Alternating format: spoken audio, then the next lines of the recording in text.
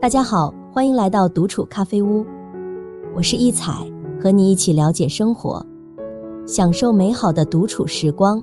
今天这期咖啡屋要讲的内容是修行高的女人都有这6个优点，希望你喜欢，订阅支持。特蕾莎修女生于1910年8月26日，12岁的时候她决定要成为修女。19岁那年，她加入了修道院，并被称作特蕾莎修女。之后她被派往印度工作。特蕾莎修女18岁就来到了印度，并且之后再也没有离开。1952年夏天，为了给穷人找到爱和尊严，她在印度加尔各答创建了垂死者之家。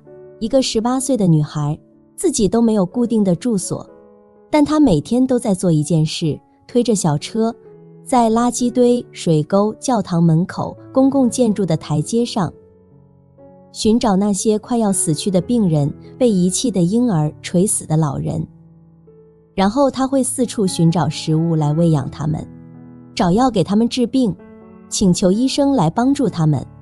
特蕾莎修女会从水沟里抱起那些被蛆虫吃掉一条腿的乞丐，她会把额头贴在濒死病人的脸上，她会从狗嘴里抢下还在哭叫的婴儿，她会紧紧拥抱艾滋病患者，并告诉他耶稣爱你，他在天上等你。1979年，特蕾莎修女获得了诺贝尔和平奖。她穿着一件只值1美元的印度纱丽走上领奖台，无论是和总统会面还是照顾穷人，她都穿着这件衣服，因为她没有其他衣服。台下坐着许多穿着华丽、身份显赫的人，但她视而不见，她的眼中只有穷人。台下立刻变得非常安静。她说，这个荣誉我个人不配，我是代表世界上所有的穷人、病人和孤独的人来领奖的，因为我相信你们愿意通过颁奖给我，来承认穷人也有尊严。像特蕾莎修女这样的女人，就是修行的女人，不鸣则已，一鸣惊人，甚至还带有一点点神秘，你捉不住她，只能跟着她的脚步，慢慢品味她，感受不同层次灵魂的温暖。她做了什么都不觉得是不该的，她也曾迷惑过、执着过，但就是在某个日子，她豁然开朗。正是因为她的快乐、无我、慈悲，给她一抹淡淡的光芒。修行的女人是最让人心动的。1. 修行的女人都有这6大优点。1. 懂得圣贤教育，有能力教育好子女。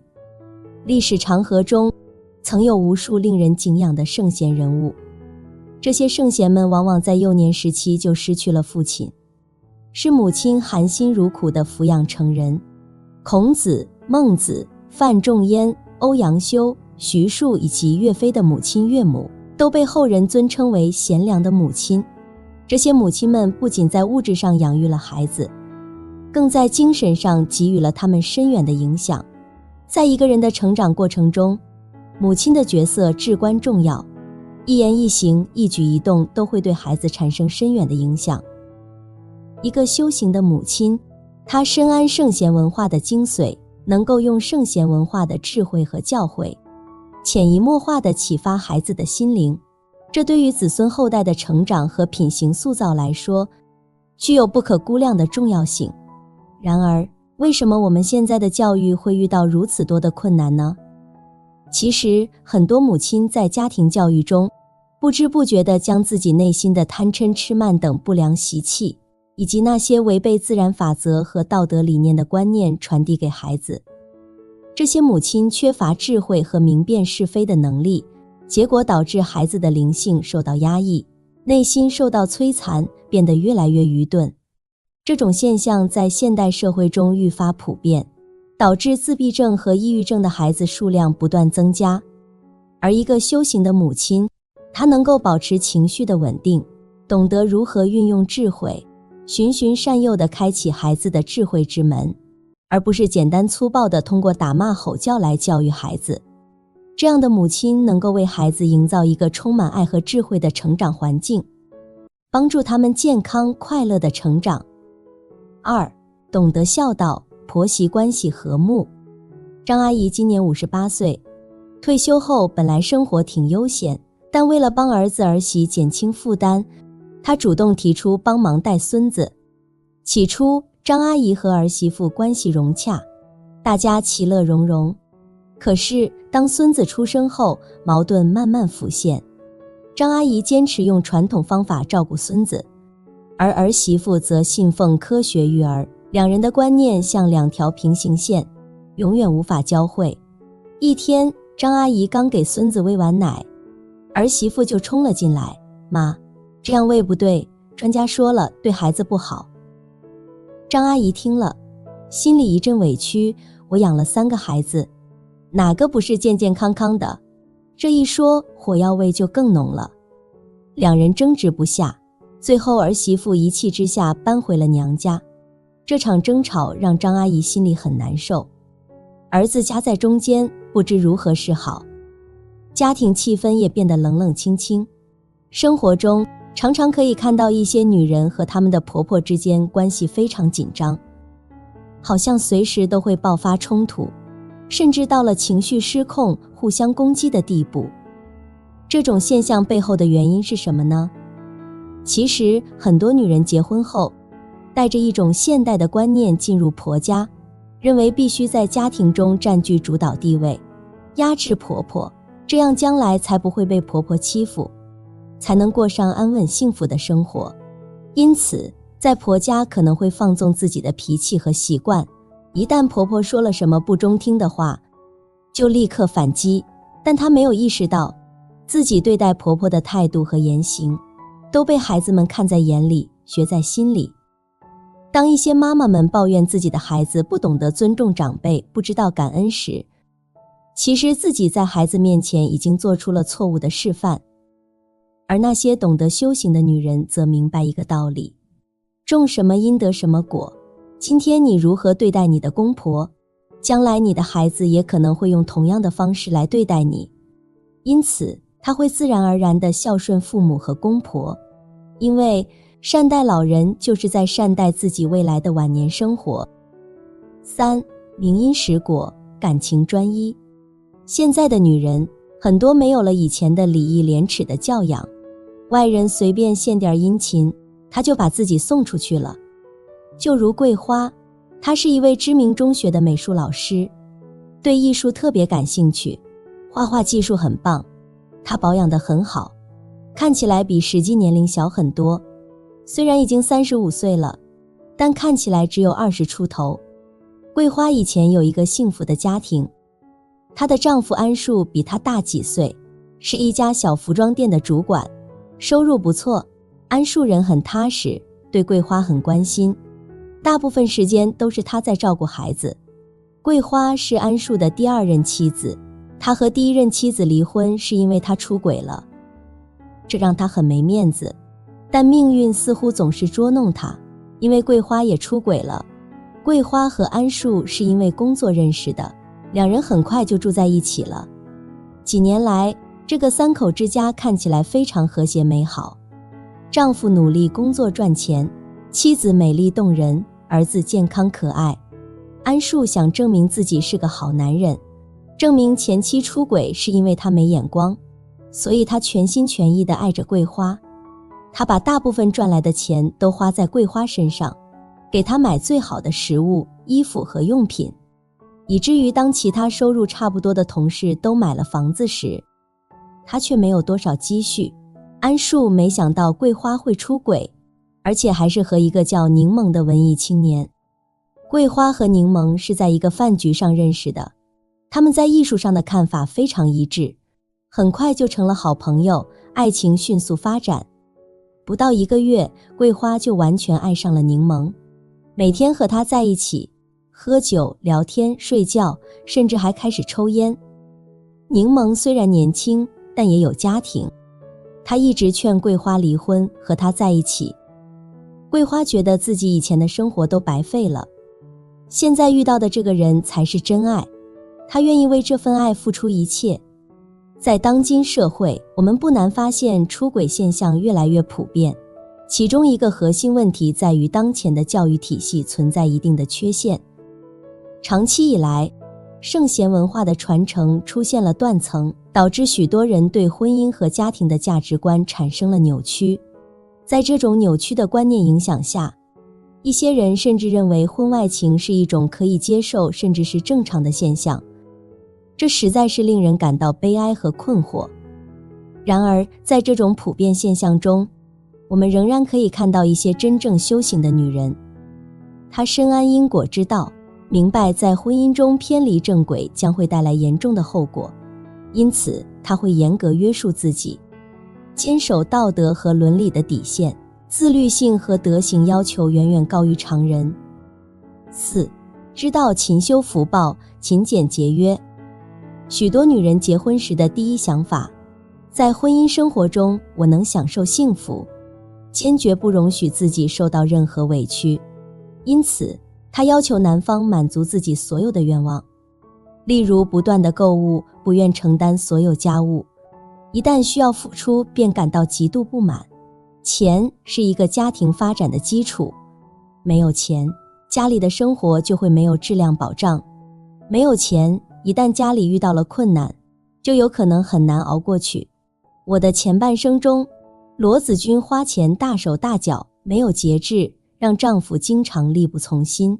她在家是个全职太太，没有工作，每天沉溺于给自己做保养，买漂亮的包包、昂贵的鞋子和衣服，却丝毫忘记了怎么规划家里的钱，忘记了心疼丈夫赚钱不易，以至于丈夫因为同事的关心而变心了。女人花钱大手大脚，会给予男人一种不心疼他的劳动成果，不心疼他赚钱辛苦，渐渐的，男人也会心寒。在这个世界上，每个人所享有的福报都是有限的，无论是你喝的每一口水，还是你吃的每一口饭，其实都在无形中消耗着你命里的福报。修行的女人深知这一点，她们明白福报的原理，因此她们会勤劳地操持家务，尽心尽力地做好每一件事。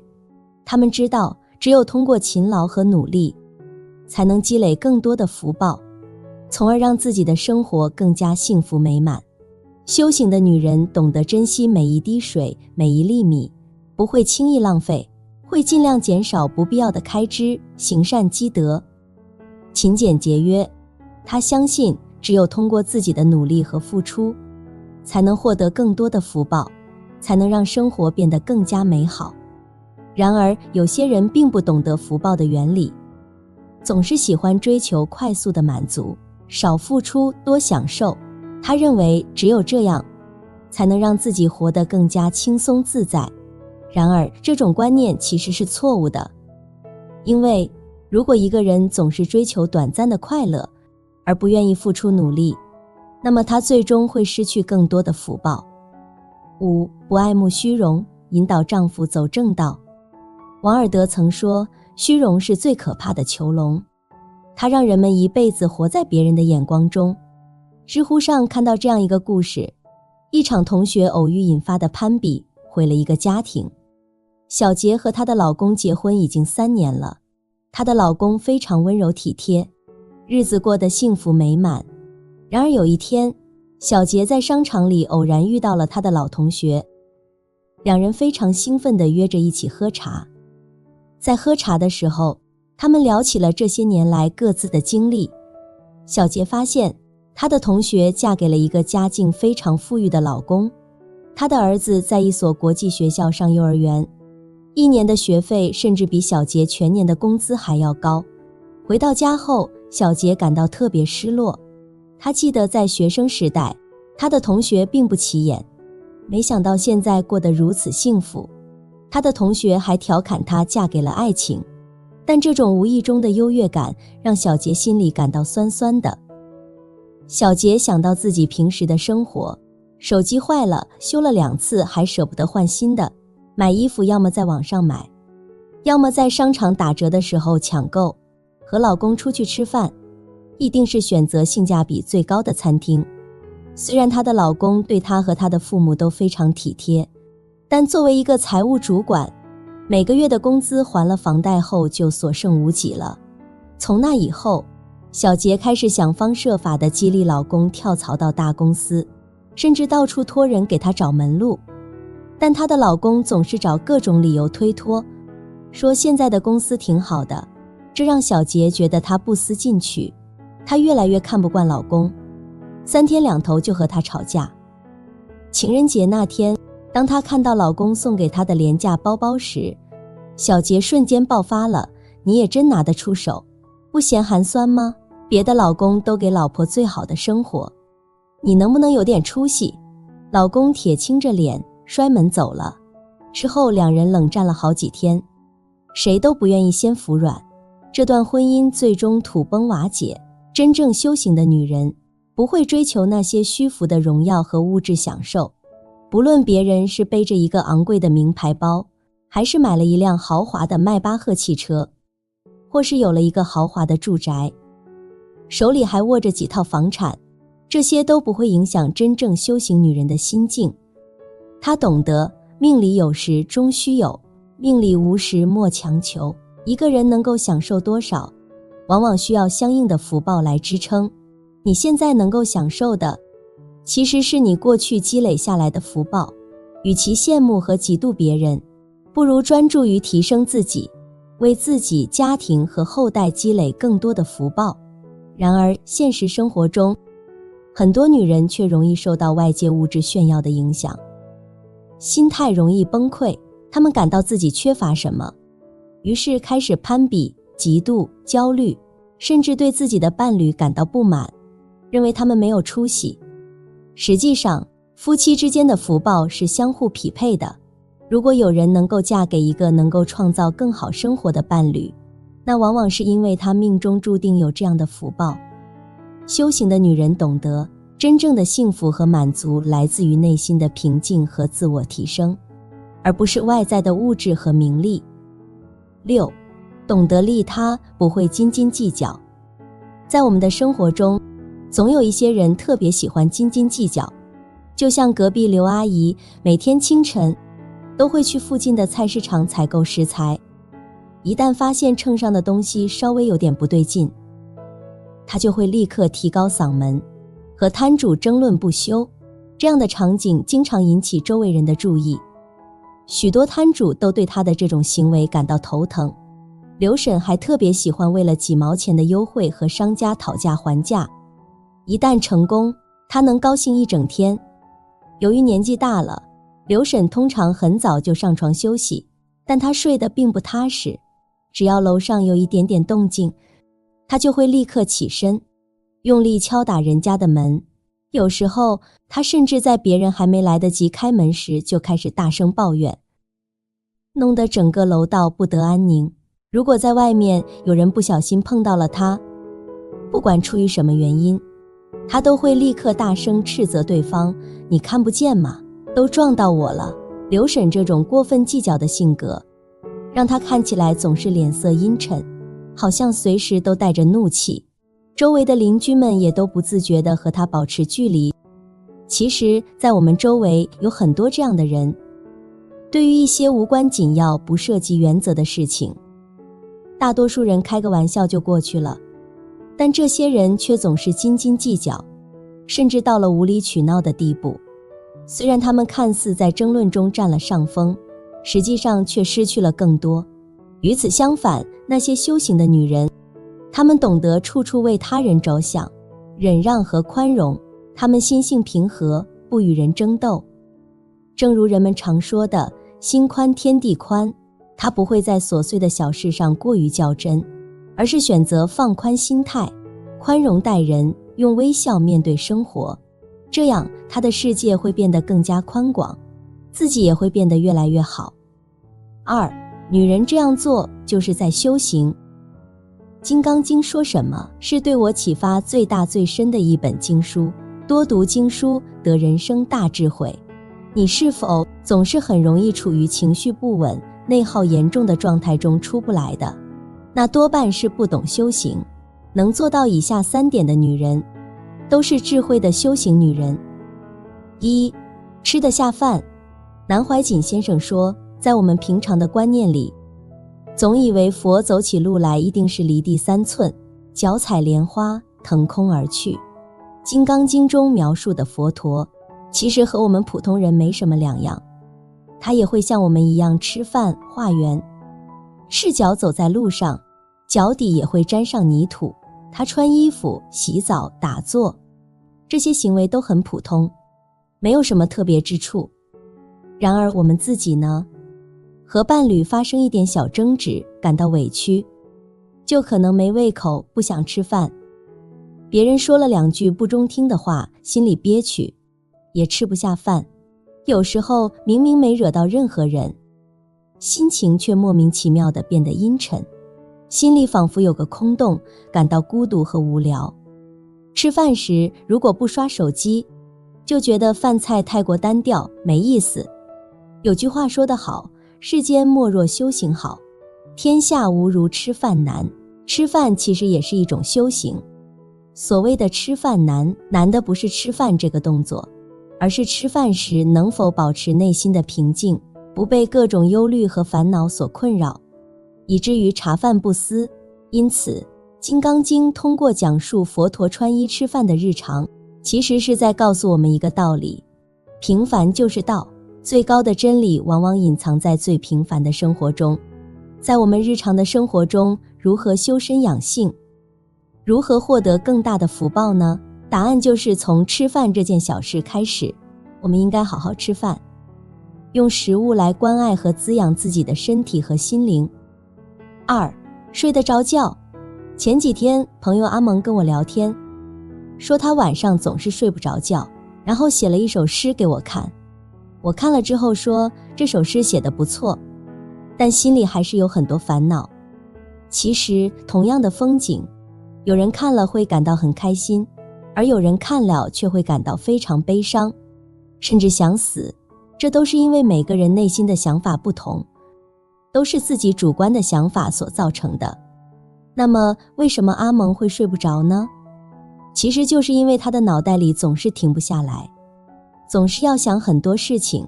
很多女人特别容易这样，会想自己的老公怎么这样，对自己哪里不好，生活怎么这么难，或者她会一直想着白天发生的事情，觉得自己命不好。